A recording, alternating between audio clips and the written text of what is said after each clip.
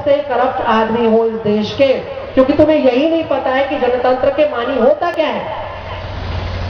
जनतंत्र के मानी ये है कि तुम ही इस देश की सरकार हो, और जब तक तुम में ये डिग्निटी, जब तक तुम में ये आत्मसम्मान, जब तक तुम में ये आस्था नहीं जन्मेगी मैं अन्ना हूं, नहीं मैं भारत हूं, जब तक ये भावना तुम्हारे भीतर नहीं जन्मती है तब तक कोई परिवर्तन नहीं आता है। क्यों?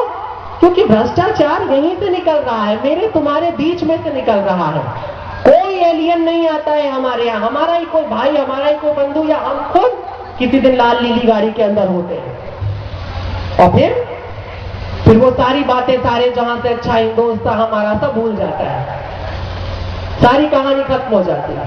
फिर शुरू होता है कहां कहां भर लूं, कहां कहां जुटा लूं, कितना जुटा लूं, कितने दिनों का जुटा लूं, पता नहीं मौसम कब तक हरा भरा रहे, ये भी चिंता है आजकल। आजकल कोई नेता अपनी कुर्सी को सुरक्षित नहीं समझ रहा है, कोई अधिकारी अपनी कुर्सी को नहीं सुरक्षित समझ रहा है।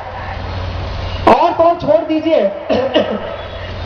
यहाँ कई पत्रकार बंधु भी हो सकते हैं, हो सकता है उन्हें बुरा लगे, लेकिन फिर भी पहले तो पत्रकारों की ये स्थिति थी कि अगर वो प्रधानमंत्री से बात कर रहा है तो प्रधानमंत्री भी सहम जाता था, पता नहीं कौन सा सवाल पूछते, पता नहीं कौन सा कच्चा चिट्ठा खोल दे। आज जितनी बातें यहाँ से खड़े होकर नीरज जी कर रहे थे, इससे बहुत सारी बातें, इस तरह की बहुत सारी बातें पहले प्राय पत्रकार किया करते थे, लेकिन अभी तो एक मीडिया दूसरे मीडिया पे आरोप लगाता है, दूसरे तीसरे पे लगाता है, ये वाला चैनल कहता है इस चैनल में खोट है, ये वाला चैनल उस वाले चैनल को कहता है पापी है, ये वाला अखबार उसको कहता है, ये इसको स्टैब्लिश करता है, ये उसको स्टैब्लिश करता है, इसके सर्वे में फलाना व्यक्ति प्रधानमंत्री हो रहा है, उसके सर्वे में फलाना व्यक्ति हो रहा है, आप किसको मानोगे।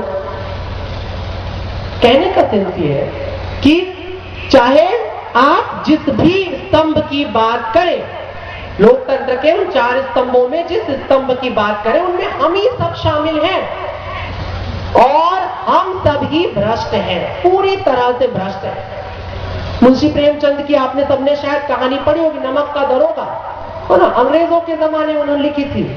तो उसमें बड़ी खूबसूरत सी बात है, वो जो बाप रहता है अपने बेटे कहता है कि बेटा तुम्हें नमक का वो दरोगा बनाया जा रहा है और तुम फटाफट लग जाओ, सरकारी नौकरी है। तो बेटा कहता है कि इसमें तनख्वाह नहीं है ज्यादा तो बाप कहता है तनख्वाह क्यों देख रहे हो, ऊपरी आमदनी पे नजर रखो। कितने अफसोस की बात है, इतने बरस बीत गए और अभी भी प्रेमचंद इस तरह से जिंदा है। प्रेमचंद के जिंदा रहने पर मुझे खुशी है, लेकिन उनकी कहानियों के जिंदा रहने में मुझे कोई खुशी नहीं है। उनकी कहानियों में जिस तरह का भारत है वैसा भारत जब तक जिंदा है ये बहुत शर्मनाक है। वो प्रेमचंद को भी नहीं अच्छा लगता होगा कि अब तक वही भारत है, उतनी ही दुर्दशाग्रस्त भारत। कतई तुम्हें उन चीजों को बड़ा दिनकर की आप तस्वीर देख रहे हैं, दिनकर का एक महोत्सव मनता है। कौन है जो दिनकर के भारत को खोजने की कोशिश कर रहा है? दिनकर फूल चढ़ाने के लिए कोई मतलब नहीं, चाह नहीं मैं सुरबाला के गहनों में बैठा जाऊं, फूलों के लिए नहीं कोई चिंतक प्यासा होता है। उसकी प्यास तो है चरित्र, किरदार। किसी भी महात्मा का चरित्र, किसी भी महात्मा को तलाश किस चीज की है? चरित्र की, किरदार की। किसी पैगंबर को, किसी अवतार को किसकी जरूरत है? चरित्र की, किरदार की, और किसी की नहीं। और इस देश को किसकी जरूरत है? चरित्र की। चरित्र नहीं तो कोई देश उन्नति नहीं कर सकता। कोई उन्नति हो सकता है भौतिक रूप से कर जाए, लेकिन उसकी कोई सांस्कृतिक और सामाजिक उन्नति नहीं हो सकती। और जिस देश की सामाजिक और सांस्कृतिक उन्नति नहीं हुई है वो देश भ्रष्ट है, नष्ट होने के कागार पर खड़ा है। इसे तुम मान करके चलो। तुम शुतुरमुर्ग की तरह अपनी गर्दन रेत में डाल करके बैठे रहो कि शिकारी हमें नहीं देख रहा है, कोई फर्क नहीं पड़ता। तुम्हारी आंखें खुली होनी चाहिए। संघर्ष व्यक्तियों का नहीं होता, इसको याद रखना। प्रायः हम लोग अपने पीछे आगे एक नेता चुनने की कोशिश करते हैं। एक नेता मिल जाए, एक मसीहा मिल जाए, हम उसको पकड़ लें, उसको अपने सामने खड़ा कर लें, उसको सूली पे लटकता हुआ देख लें, खुश हो जाएंगे, उसके बलिदान के गाने गाएंगे। हम में से कोई बलिदान करने के लिए तैयार नहीं है। मरना तो भूल जाओ, तुम अपना 1 घंटे का समय नहीं दे सकते हो यदि उस समय पर तुम्हें किसी प्रकार का लाभ मिलने वाला हो तो। यकीनन इस समय जितने लोग बैठे हैं या तो उनमें से कईयों के पास वास्तव में चरित्र है, अन्यथा वही बैठे जो इस वक्त फिलहाल खाली है। विषय के साथ जुड़ने के लिए, विषय के साथ चलने के लिए बहुत मुश्किल है कि आप व्यक्तियों को ढूंढ पाए, बहुत मुश्किल है। समस्या सिर्फ नीरज जी की नहीं है, समस्या एक व्यक्ति की नहीं है, समस्या अनेकानेक लोगों की इस देश में। आप में से हो सकता है कईयों के भीतर यह तड़प होगी कि उनके आसपास का जो आसपास की व्यवस्था है, जो माहौल है, उसमें परिवर्तन आए, चेंज आए, लोगों में उन्नति आए, प्रकाश आए। लेकिन कैसे आएगा? किस चीज से आप वो परिवर्तन लाओगे?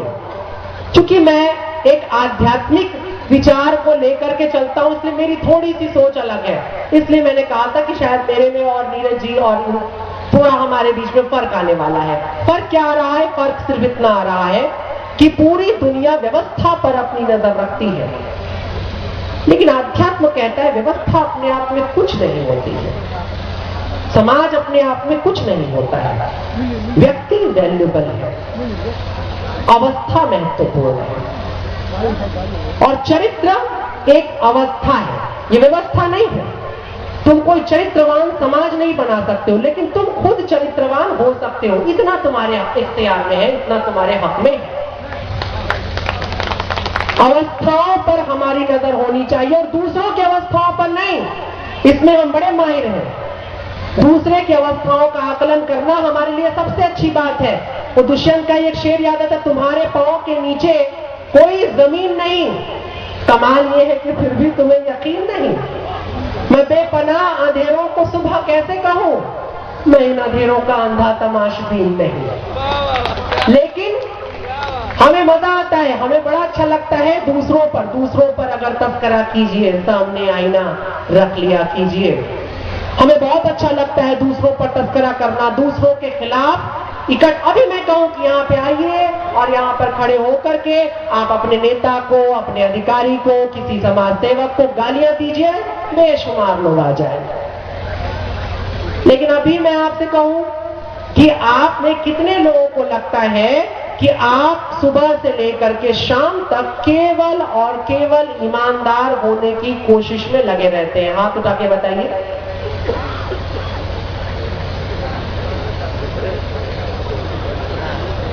चलिए, मेरे को लगता है ये हजारों की संख्या में से कम 50-60 लोगों के अंदर तो ये हिम्मत आई। वैसे मैं किसी के घर नहीं जाने वाला था देखने के लिए कि ईमानदारी है कि नहीं है ना? लेकिन फिर भी चलिए, ये अच्छी बात है। मुझे इस बात की खुशी है कि अन्य शहरों की अपेक्षा नालंदा के लोगों ने ज्यादा संख्या में हाथ उठाया है, ये एक बड़ी बात है। मैंने पिछली बार मैं आया था तो मैंने कहा था कि नालंदा को एक शहर मत समझना, नालंदा एक विचार है, नालंदा क्रांति है। नालंदा शब्द को जब मैं नालंदा नहीं आया था, मैं पिछली बार पहली बार आया था, जब मैं नहीं आया था तब भी मैं नालंदा का नाम सोच करके अभिभूत होता था, प्रसन्न होता था कि भारत का गौरव यदि आप गान करना शुरू करोगे तो नालंदा शायद उसकी शुरुआती नामों में से एक जगह लगी हुई होगी। नालंदा कोई छोटा सा शहर नहीं है, और ये बहुत बड़ी बात है कि आपने दोबारा एक क्रांति की पुस्तक आंदोलन के रूप में, और आप उसमें सफल भी हुए। भीख सरकार से एक इतना बड़ा आंदोलन खड़ा करके और उससे आप अपने लिए सफलता वो लेकर आए, जो आप दिखा रहे थे अभी पत्र, वो कर क्या है, बहुत बड़ी बात है। ये आपका जज्बा है और मुझे बहुत बड़ी खुशी। मैं थोड़ी देर पहले पांडे जी से कह रहा था कि यहाँ पे बैठी हुई भीड़ उन अन्य भीड़ों से बहुत अलग है, इनमें एक जुड़ाव है, ये एक आंदोलन के साथ जुड़ रहे हैं। बहुत खुशी की बात है कि आप इतना कर रहे हो। लेकिन अब मैं जो चाहता हूं थोड़ा सा अलग है। मैं इतना चाहता हूं कि व्यवस्थाओं को गाली देने का क्रम बहुत समय से चल रहा है, बहुत समय तक चलेगा। व्यवस्थाएं कभी नहीं बदली है, व्यक्ति बदलता है, व्यक्ति के पास बदल जाने की क्षमता है, अवस्थाएं परिवर्तित हो सकती हैं। और चरित्र यात्रा के मानी ये है कि हम अपनी अवस्थाओं को और अपनी अवस्थाओं में होने वाले परिवर्तन पर अपनी नजर रखें। हम कितने परिवर्तित हो रहे हैं, हम कितने जागृत हो रहे हैं, किस चीज के लिए जागृत हो रहे हैं? अच्छा साहब कोई पूछ ले कि साहब हमें पता कैसे चले कि हम चरित्रवान हैं कि नहीं है, क्योंकि चरित्र की व्याख्याएं बड़ी उलझी हुई है। किसी के लिए शराब पीना दुष्चरित्रता है, आप एक मुसलमान को पूछो कहेगा दुष्चरित्रता है साहब। वो गालिब ने कहा था ना कि ये मसाइल तसव्वुफ ये तेरे अभियान गालिब, तुझे हम वली समझते जो नबादा हार होता। लेकिन अगर क्रिश्चियन होता, वो मिल्टन होता, तो कभी नहीं कहता, क्योंकि मिल्टन के लिए तो ये कॉमन सी बात है, शराब पी करके कविता लिखी जा सकती है और वली भी उसको समझा जा सकता है ना। तो शराब पीना तो फिर माफ कीजिएगा, आप शराब के खिलाफ है, लेकिन मैं शराब के जरा से पक्ष में हूं। बस फर्क इतना है कि मैं देसी शराब के पक्ष में नहीं हूं, मैं वलायती शराब के पक्ष में हूं। वलायती वो जो वलियों से पैदा होती है, मैं उसकी बात कर रहा हूं। मैं वलायती माने अंग्रेजी नहीं, जो ऋषियों से पैदा होती है उस शराब की बात कर रहा हूं। शराब अंदर से निकलती है। ऋग्वेद में बार बार आता है सोम रस पियो, सोम रस पियो, सोम रस पियो। तो मैक्स मुलर जैसा, मैं मैक्स मुलर को कम से कम भारतीय दर्शन और ज्ञान की दृष्टि में महामूर्ख की श्रेणी में रखता हूं, ये याद रखना, ठीक है। मैक्स मुलर भारतीय चिंतन के नाम पे महामूर्ख व्यक्ति था, और मैं इस तरह के शब्द का प्रयोग इसलिए कर रहा हूं क्योंकि उसने भारतीयों को ऐसे ही कहा है। ऋग्वेद को गड़ेलियों का गीत बताता है। ऋग्वेद में बार बार आता है सोम रस पियो, सोम रस पियो, सोम रस पियो। अब आजकल लोगों को पता चलता है तो लगा के भाई कहा है, बहुत लोग मुझे कहते हैं भोले बाबा तो लगाते हैं, आप मना कर रहे हैं। मैंने कहा भैया भोले बाबा तो जहर भी पहले पी लिए थे, पहले वो पी के आओ, बाद में लगाना, एक ही पोर्शन वाला काम। भोले बाबा तो बहुत कुछ करते हैं, हिमालय पर बिना कपड़ों के बैठे रहते, तुम रेफ्रिजरेटर में 2-3 दिन बैठ जाओ, कुछ तो करो। हमको बड़ा अच्छा लगता है धर्म में से कोई दुर्गुण की बात मिल जाए, हम निकाल करके अपने ऊपर चिपका ले। एक मुसलमान मेरे पास आया, वो शराब पीता था, हकीकत बता रहा हूं। मेरे पास आया, मैंने कहा कि यार बाकी लोग नहीं पीते, अरे बाकी पीते, चलो हिंदू है, ईसाई है, 4 बहाने मार लेंगे, तुम मुसलमान हो, कम से कम तुम तो शर्म कर लो थोड़ी सी। उसने बोला क्यों? मैंने कहा भैया हराम हराम है। बोला कहाँ हराम है, आप कुरान में बता दीजिए मुझे, आयतों में हराम कहाँ लिखा है। अब देखो तर्क कितने गहरे होते हैं। हकीकत में आप कुरान के भीतर अगर आप शराब के लिए आयतें खोजोगे तो 3 बार आयतें उतरेंगी शराब को लेकर के, 3 बार अल्लाह अपने फरमान देता है। और मजेदार बात है कि उसमें लफ्ज़ हराम एक भी बार नहीं है। मैंने एक बार वो कहता है कि शराब जो है उसमें गुण भी है थोड़े, लेकिन अवगुण ज्यादा है। दूसरी बार कहता है शराब ना पियो तो भला। तीसरी बार कहता है कि शराब शैतानी अमल है, पर हराम लफ्ज़ तो आया नहीं, और वो बच गया। तार्किक व्यक्ति कह रहा है देखो हराम नहीं है। तो भाई पीने वाले के लिए तो भाई बहाना चाहिए। पीने वाला कहने के माने मैं सिर्फ शराबियों की बात नहीं कर रहा हूं, मैं उन सब दोषों की बात कर रहा हूं। घूस लेने वाले के पास बहाना है, घूस देने वाले के पास बहाना है, था हमारे बच्चे का एडमिशन नहीं होगा अगर हम डोनेशन नहीं देंगे तो। अजीब बात है। और फिर तुम कहते हो कि सारा का सारा सिस्टम करप्ट है। तुम बिना लाइसेंस की गाड़ी चलाते हो, बिना क्या नाम है ट्रिपलिंग तुम करते हो जाते हो, तुमको पुलिस वाला पकड़ता है, तुम तुरंत निकालते हो 100 रुपए ले लीजिए छोड़ दीजिए, और तुम कहते हो सिस्टम बड़ा करप्ट है। 100 रुपए तो तुमने निकाला था। तुम्हारी समस्या को ध्यान दो। ये तो मैं 2-3 चीजें गिन रहा हूं, तुम अपने हजारों चीजों को गिनना कि कहां कहां पर तुम चूक रहे हो। और भ्रष्टाचार जब फैल रहा है तो हमसे तुमसे फैल रहा है, किसी और से नहीं फैल रहा है। किसी नेता को दोष मत दो, सारे नेता दूध के धुले हुए हैं, तुमसे हमसे ज्यादा शुद्ध हैं, क्योंकि कम से कम वो रोज गालियां तो सुन रहे हैं, इतना तो है, कुछ तो गुनाह उनके अल्लाह माफ कर रहा है कि चलो बेटा वो सामने खड़ा है, लोगों को पता है कि भ्रष्ट है। लेकिन हम सब जो छुपे हुए भ्रष्ट लोग हैं उनका क्या होगा? हम तो गालियां भी नहीं सुन रहे हैं, हम गालियां दे रहे हैं लगातार, कंटिन्यू। बड़ा अच्छा लगता है किसी को गालियां दे करके सोना। आप दिन भर अच्छे से अच्छा खा लो, वो रस नहीं आएगा, लेकिन 2-4 लोगों की निंदा कर लो बैठ करके, क्या मजा आएगा।